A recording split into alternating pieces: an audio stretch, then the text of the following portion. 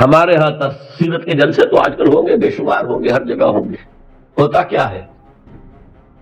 آپ کی عظمت بیان ہو رہی ہے، آپ کی کالی کملی کا تذکرہ ہو رہا ہے، آپ کی سرمئی آنکھوں کا حسن بیان کیا جا رہا ہے، آپ کی زلفوں کی تذکر، یہ تو نہیں ہے، اس میں کوئی شک نہیں. تمام انبیاء اور رسول کو جو کمالات عطا ہوئے، محمد کو وہ سب عطا ہوئے صلی اللہ علیہ وسلم.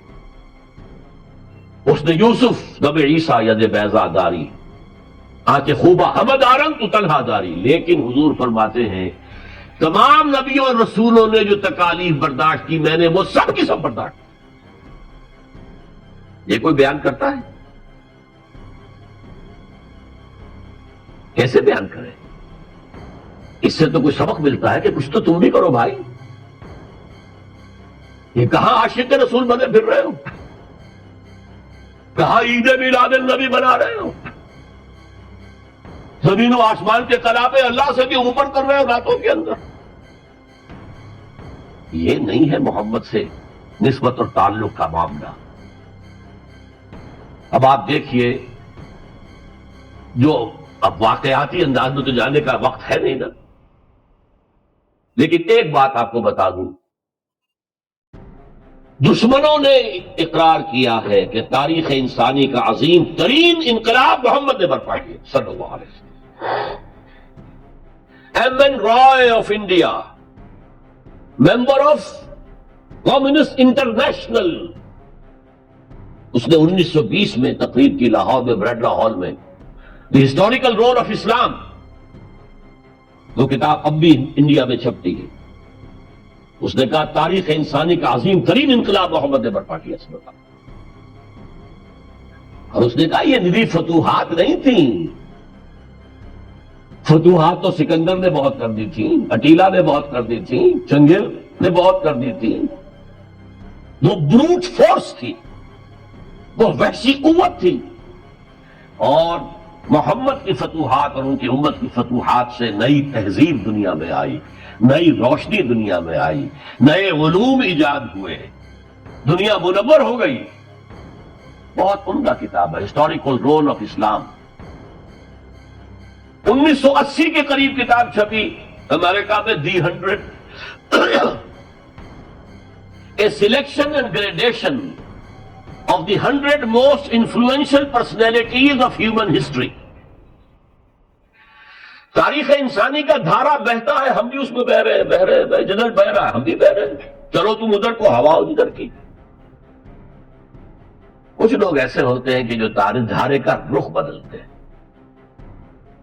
بہنے والے تو سب ہیں، لیکن اس دھارے کے رخ کو بدلنے والا کوئی ہوتا ہے. تو ڈاکٹر مائیکل ہارٹ نے پہلے 100 آدمیوں کا انتخاب کر لیا جنہوں نے تاریخ کے دھارے کا رخ موڑا ہے. سلیکشن، پھر گریڈیشن. ان میں سب سے زیادہ جس نے موڑا ہے، جس سے سب سے زیادہ مؤثر ہوا، وہ کون؟ نمبر 1، پھر نمبر 2، پھر نمبر 3، 100 تک چلا گیا. نمبر 1 پر حضور کو لا رہا ہے. عیسائی ہے اور ابھی تک کوئی اطلاع نہیں ہے اس کے اسلام لے آنے کی. زندہ ہے، مینہٹن میں رہتا ہے. اس نے پھر اس کی وجہ بیان کی کہ naturally I own an explanation. Jesus کو جسے خدا مانگتے ہیں اسے نمبر 3 پہ لے گیا، حضور کو نمبر 1 پر. اور جواب کیا دیتا ہے؟ ایکسپلینیشن کیا ہے؟ This is because he is the only person supremely successful in both the religious and secular fields. جتنے بڑے لوگ دنیا میں ہیں وہ یا ادھر اونچے ہیں تو ادھر کچھ نہیں، ادھر اونچے ہیں تو ادھر کچھ نہیں. بڑے حکمران، بڑے فاتح، اخلاقی اور دینی اور روحانی اعتبار سے 0 بلکہ مائنس. بڑے مذہب، اخلاقی تعلیمات، روحانی تعلیمات بہت اونچے، گوتم بدھ، حضرت مسیح، لیکن ریاست، حکومت، سیاست 0. ایک ہی شخص ہے، ایک شخص ہے. کتنی بڑی سچائی اس کے قلم سے نکلی ہے. دی only person supremely successful in both the religious and the secular fields. بہرحال یہ سمجھیے کہ تکمیل رسالت کا یہ مرحلہ ہے، یہ مظہر ہے۔ اگر حضور نے اس کو قائم کر کے نہ دکھایا ہوتا تو کہا جا سکتا تھا کہ ٹھیک ہے یہ نظام تو بڑا اچھا ہی ہے، لیکن یہ انہونی بات ہے، بھلا کوئی بات ہے؟ سید القوم خادم ہو، قوم کا سردار خادم ہوتا ہے، شاعری ہے یہ، اچھا شعر کہہ دیا ہے، لیکن محمد نے وہ نظام قائم کیا جہاں ابو بکر اور عمر خادم تھے، چٹائیوں پر بیٹھتے تھے،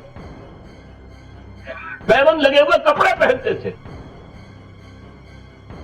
رات کو گشت کے دوران کسی عورت کے کراہنے کی آواز آئی، پتہ کیا، معلوم ہوا کہ درد ذہن میں ہے اور کوئی اٹینڈ کرنے والا نہیں ہے، فوراً گھر گئے، اپنی بیوی کو لے کر آئے، فرسٹ لیڈی، اور اس نے مڈ وائف کا کام کیا ہے۔ ایک اور جگہ دیکھا، بچوں کو رونے کی آواز آئی، پوچھا کیا ہے؟ ماں نے کہا کہ میرے پاس کھانے کو کچھ نہیں ہے، بچے بھوک سے بلک رہے ہیں، اور میں نے یہ صرف ہانڈی چڑھا دی ہے چولہے کے اوپر کے دھوکہ دینے کے لیے کہ کچھ پکا رہی ہیں، تھوڑی دیر میں روتے دھوتے سو جائیں گے۔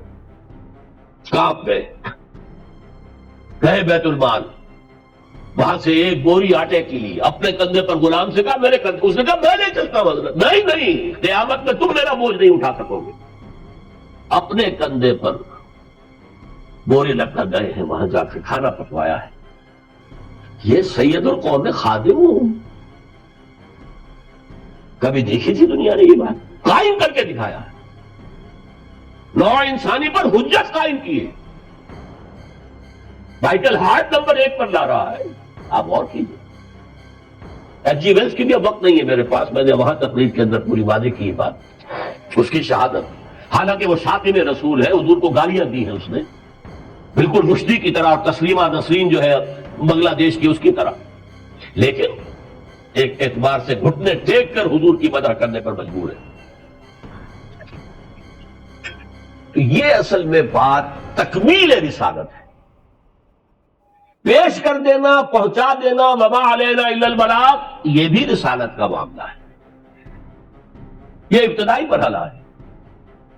اس نظام کو قائم کر کے دکھانا، انقلاب برپا کرنا، اس کو چلا کر دکھانا، چاہے وہ 30 برس رہا، لیکن دنیا کا کوئی دوسرا نظام تو ایک دن بھی قائم نہیں ہوا۔ جس ڈیموکریسی کا خواب والٹیئر اور روسو نے دیکھا تھا، ایک دن کے لیے بھی نہیں آئی۔ یہ تو کیپٹلسٹ کی ڈکٹیٹرشپ ہے جسے جمہوریت کہا جا رہا ہے۔ جمہوریت کہاں ہے؟ It's the dictatorship of the capitalist. Billionaire نہ ہو تو آپ الیکشن کیسے لڑیں گے؟ عام آدمی الیکشن لڑ لے گا۔ دیو استبداد جمہوری قوام پائے کو تو سمجھتا ہے یہ آزادی کی ہے نیلم پری؟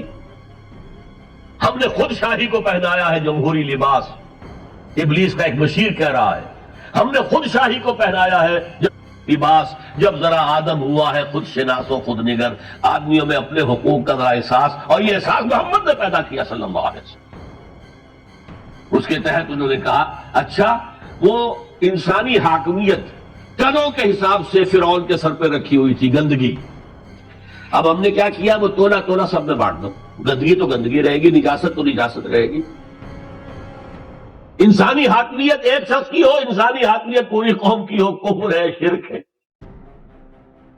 بہرحال تکمیل رسالت کا ایک پہلو یہ ہے، اس کی مثال میں آپ کو دے دوں، نام چونکہ پہلے بھی 2 مرتبہ لے چکا ہوں، سقراط کا شاگرد بھی اور شارح بھی، سقراط کی اپنی کوئی کتاب نہیں ہے، وہ معلم تھا، بس اس کا فلسفہ بیان کیا ہے افلاطون نے، اور پلیٹو نے کتاب لکھی دی ریپبلک۔